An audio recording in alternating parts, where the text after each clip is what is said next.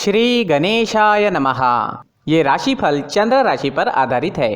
चंद्रमा मन के कारक है। हमारे मन पर जो भी उतार चढ़ाव आते हैं वो चंद्रमा की स्थिति लेकर आती है और इस वजह से चंद्रमा की पोजीशन हमारे रोज के जीवन को बहुत ज़्यादा प्रभावित करती है और इसके अकॉर्डिंग हमारा दिन अच्छा या बुरा जाता है।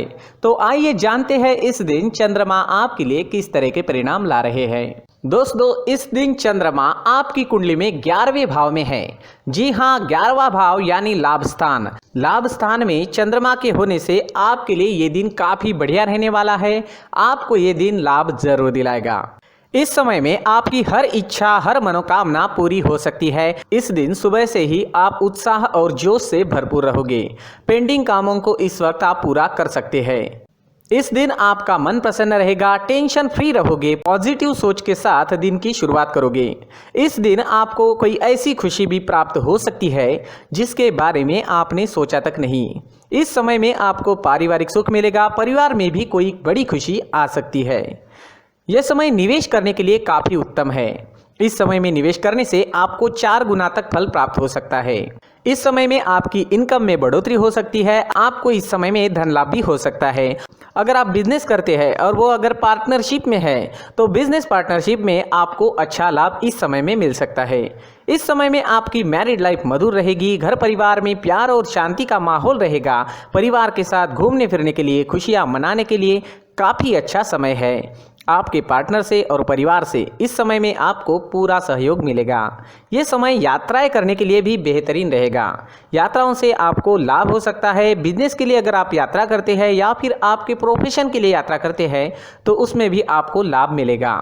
इस समय में आपकी लव लाइफ में रोमांटिक माहौल रहेगा। लव लाइफ के लिए दिन काफी अच्छा है। अगर भविष्य के निर्णय लेना चाहते हो या अपने प्यार का इजहार करना चाहते हो तो समय आपके लिए अनुकूल रहेगा। इस समय में आपके पेंडिंग काम पूरे हो सकते हैं। काम करने की गति बढ़ सकती है। आपकी लगभग सारी इच्छाएं पूरे होने के संकेत मिल रहे हैं। खरीदारी करने के लिए समय अनुकूल रहेगा। ये समय स्टूडेंट्स के लिए भी काफी शुभ साबित होगा। पढ़ाई में कॉन्सेंट्रेट कर पाओगे। इस समय में चंद्रमा की कृपा आपको मिल रही है। चंद्रमा आपको एकाग्र कर रहे हैं जिस वजह से कम समय में ज्यादा विद्या इस समय में आप ग्रहण कर पाओगे। इस समय में आप जैसे चाहोगे वैसे रिजल्ट्स भी ला सकते हो। मेहनत जारी रखना जरूरी रहेगा। नौकरी के क्षेत्र में भी आपको प्रशंसा मिलेगी। आपका किया गया काम लोगों को दिखाई देगा। इस समय में आपका मित्रों के बीच उठना बैठना होगा। इस वक्त आप अपनी पर्सनैलिटी पर ज्यादा ध्यान दोगे। इस समय में आप शौकीन नजर आओगे। आपसे लोग आकर्षित हो सकते हैं। आपकी बोली में मिठास रहेगी, स्वभाव में गंभीरता दिखेगी। समय आपके लिए हर प्रकार से शुभ है। जी हाँ, ये दिन आपके लिए हर तरह से शुभ रहेगा। इस दिन का पूरा लाभ उठाए। अटके पड़े काम इस दिन पूरे कर ले और इस दिन को पूरी तरह से एंजॉय करने की कोशिश जरूर करें। इस दिन आपका स्वास्थ्य भी अच्छा रहेगा। आप एनर्जेटिक रहोगे, स्वस्थ और मस्त रहोगे, उत्साह और जोश से भरपूर रहोगे। इस दिन का पूरा लाभ जरूर उठाएं। इस दिन आपके लिए ब्लैक कलर का इस्तेमाल करना अच्छा रहेगा और 8 अंक इस दिन आपके लिए लकी साबित हो सकता है। दोस्तों, ये राशिफल चंद्र राशि पर आधारित है, लेकिन कभी कभी हमारी पर्सनल कुंडली में बाकी ग्रहों की पोजीशन कुछ इस तरह की होती है कि आपके राशिफल परिणाम में बदलाव दिख सकता है। इसलिए राशिफल को एक मार्गदर्शन के तौर पर लिया जाए तो ज्यादा अच्छा रहेगा। दोस्तों, सभी राशि के लोगों के लिए जीवन में आगे बढ़ने के लिए कुछ जरूरी बातें वीडियो में आगे बताई गई है, तो वीडियो आगे जरूर देखें। नमस्कार दोस्तों, व्यक्ति को अपने जीवन में सफल होने के लिए मेहनत के साथ साथ भाग्य का साथ होना भी बहुत ही आवश्यक होता है। अगर व्यक्ति का भाग्य उसका साथ देता है तो कम मेहनत में ही अधिक सफलता प्राप्त होती है। परंतु कई बार ऐसा देखा गया है कि व्यक्ति के जीवन में कई ऐसी घटनाएं घटित होती है जिसकी वजह से उसको बहुत सारी परेशानियों का सामना करना पड़ता है और इस स्थिति में व्यक्ति को बिल्कुल भी समझ नहीं आता कि ऐसा क्यों हो रहा है।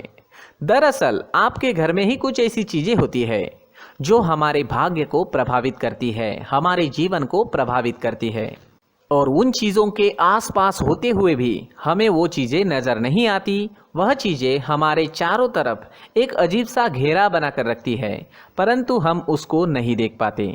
इन चीज़ों से हमारे घर में और हमारे जीवन में नकारात्मकता फैलती है, जिसकी वजह से हमें नुकसान उठाना पड़ता है, जिसकी वजह से हमें भारी नुकसान उठाना पड़ता है। हम पूरी तरह से कंगाल हो सकते हैं। अगर आप कहीं बाहर से आते हैं और अपने जूते चप्पल इधर उधर कहीं भी उतार देते हैं तो ये अशुभ होता है, क्योंकि इधर उधर जूते चप्पल उतारने की आदत की वजह से आपको अपने जीवन में आगे बढ़ने में रुकावटें उत्पन्न होती है।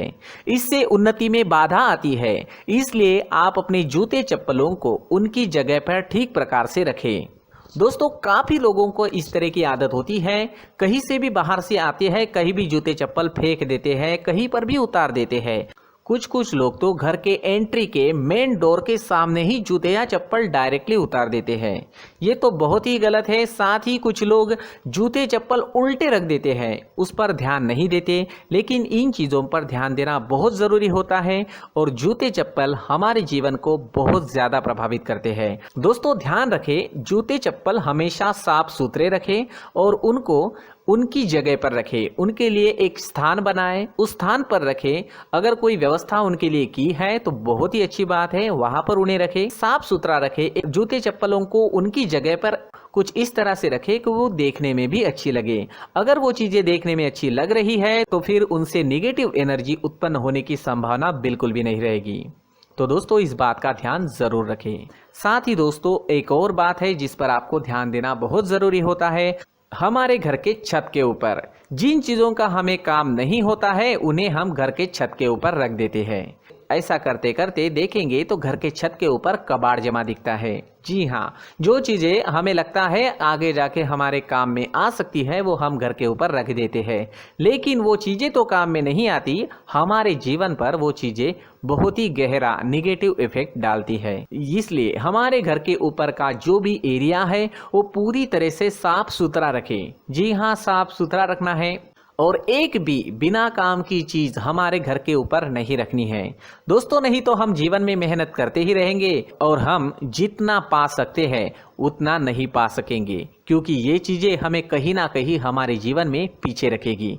इस वजह से घर के छत को पूरी तरह से साफ रखें, पूरी तरह से साफ सुथरा रखें, क्लीन रखें। साथ ही दोस्तों, हम हमेशा देखते हैं घर के ऊपर जाने के लिए जो सीढ़ियां हैं, उन सीढ़ियों के नीचे जो जगह होती है वहां पर सामान हमेशा रख दिया जाता है। वो जगह ही ऐसी है कि सामान को खींच ही लेती है। वहां पर आपको कुछ ना कुछ सामान मिलेगा ही। जिन लोगों को पता नहीं है उनके घर आपको सामान मिलेगा ही, लेकिन जिन्हें पता है वो लोग हमेशा सीढ़ियों के नीचे की जगह साफ सुथरी रखते हैं और एक भी चीज वहां पर आपको नहीं मिलेगी। क्योंकि अगर हम सीढ़ियों के नीचे सामान रखते हैं तो हमारी उन्नति होना बहुत ही मुश्किल है।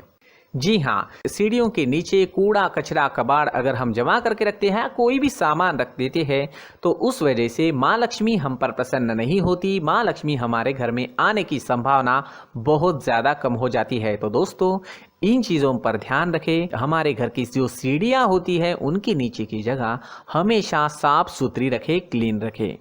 साथ ही दोस्तों, अगर आपके घर में ऐसी कोई चीज़ मौजूद है जिसका आपको काम नहीं है, जैसे टूटे फूटे बर्तन, आईना, तस्वीरें, इलेक्ट्रॉनिक सामान, सोफा, कुर्सी, टेबल, पलंग, घड़ी, झाड़ू, गमला इत्यादि, तो आप इन सामानों को अपने घर से तुरंत ही बाहर निकाल दीजिए, वरना इससे आपको बहुत बड़ी परेशानी हो सकती है। आपको ये चीज़ें कंगाल बना सकती है। तो घर में ऐसी चीज़ों का मौजूद होना शुभ नहीं माना गया है। इससे धन की देवी माता लक्ष्मी जी का प्रवेश घर में नहीं होता है।